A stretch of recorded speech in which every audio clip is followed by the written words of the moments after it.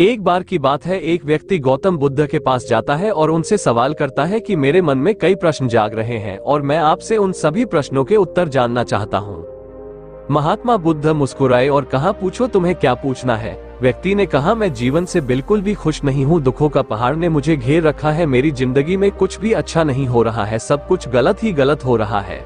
ऐसे में आप मुझे इस प्रश्न का उत्तर देकर मुझे इस परेशानी से बाहर निकाल दीजिए। बुद्ध ने उस व्यक्ति की सारी बातें सुनी और उससे ही प्रश्न पूछा कि बताओ तुम्हारे इस दुख का कारण है क्या, ऐसी कौन सी बात है जिसने तुम्हें इतना व्याकुल बना दिया है। महात्मा का प्रश्न सुनकर वो व्यक्ति कुछ देर तक सोच विचार करता रहा। वो बोला, मैं आपसे प्रश्न का उत्तर जानने आया हूँ और आप मुझसे ही प्रश्न पूछ रहे हैं। तब भगवान बुद्ध ने कहा कि हर व्यक्ति को खुद ही उसे अपना दुख का कारण पता होता है।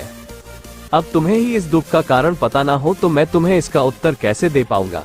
फिर उस व्यक्ति ने कहा, बुद्ध आप तो ईश्वर हैं। लोग कहते हैं कि आपको सबके बारे में पता है और सबकी परेशानी का उत्तर आप जानते हैं। उसकी बातें सुनकर बुद्ध ने कहा, तुम्हारी यही सोच तो गलत है। तुम सोच रहे हो कि कोई आएगा और तुम्हें तुम्हारी सारी परेशानियों से निजात दिलवाएगा। ऐसे में तुम गलत हो, क्योंकि तुम्हारे अलावा ऐसा कोई भी नहीं जो तुम्हारी मदद कर सकता हो। तुम्हें लगता है कि मैं बुद्धत्व प्राप्त कर चुका हूँ तो मैं तुम्हारी सारी परेशानियां हल कर सकता हूँ, तो तुम्हें गलत लगता है। तुम्हें बता दूं, मैं भी तुम्हारी तरह हूँ और मैं इन सब चीजों से काफी दूर हूँ। जिस दिन तुम्हारे अंदर तुम्हारी सारी उलझन खत्म हो जाएगी, तब उस दिन से तुम्हें किसी बुद्ध के पास जाने की जरूरत नहीं पड़ेगी। फिर बुद्ध ने उस व्यक्ति से एक और प्रश्न किया, क्या तुमने कोई फूल देखा है? जिस पर उस व्यक्ति ने कहा, ये कैसा प्रश्न है, फूल तो हर व्यक्ति ने देखा होता है। इस पर महात्मा ने कहा, अब फूल सवेरे एक कली होता है, दिन में खिलकर फूल बनता है और फिर रात में मुरझा जाता है। इसीलिए अगर पुष्प भी यही सोचे कि वो शाम को मुरझा जाएगा तो फिर वह खिले ही क्यों। ऐसे में अगर तुम भी हमेशा दुखों के बारे में सोचते रहोगे, बस तुम भी खुश नहीं रह पाओगे। इसीलिए अच्छा रहेगा कि तुम अपने जीवन पर सकारात्मक चीजों पर ध्यान दो, जो तुम्हें खुश रखे। उन छोटी छोटी बातों को याद करो।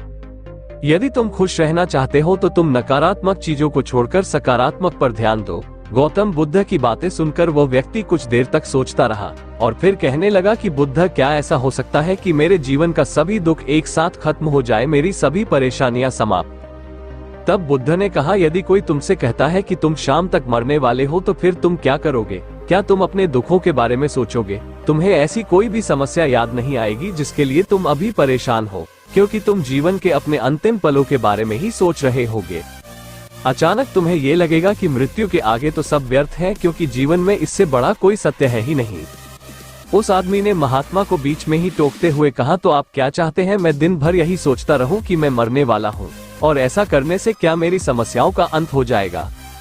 तब बुद्ध ने कहा, नहीं, तुम ऐसा बिल्कुल नहीं सोचो। तुम्हें सिर्फ ये सोचना है कि तुम जब तक इस दुनिया में रहोगे तब तक खुश होकर रहोगे, क्योंकि अगर तुम्हारा मन नियंत्रित नहीं होगा तो तुम्हारी इच्छाएं बढ़ेगी। बस इस इच्छाओं पर काबू पालो, तुम सफल जरूर होगे।